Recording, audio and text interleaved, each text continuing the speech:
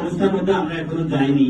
তো জরুরি অবস্থা যাওয়ার আগেই আমরা যে যে পেশাতেই থাকি না কেন, সাংবাদিক, রাইটার, গবেষক, আমাদের সিভিল সোসাইটি হোক, ব্যুরোক্রেসি হোক, সবাই ঐক্যবদ্ধ ভাবে যাতে দেশটা কোনো জরুরি অবস্থার মধ্যে না যায় সে বিষয়ে আমাদের কাজ শুরু করতে হবে।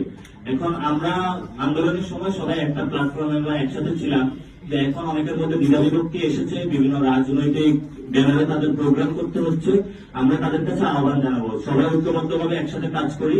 আমরা নাগরিক প্ল্যাটফর্ম, সেই জায়গা থেকে আপনাদের হেল্প করতে পারি। আমরা সবাই সিভিল সোসাইটির সাথে কথা বলবো, পলিটিক্যাল দলের সাথে কথা বলবো, কিভাবে ঐক্যবদ্ধ ভাবে আমরা দেশটা পুনর্গঠন করতে পারি। এবং আপনারা আমাদের স্লোগানে দেখছেন যে আমরা বলছি সলিডারিটি উৎসবের মাধ্যমে।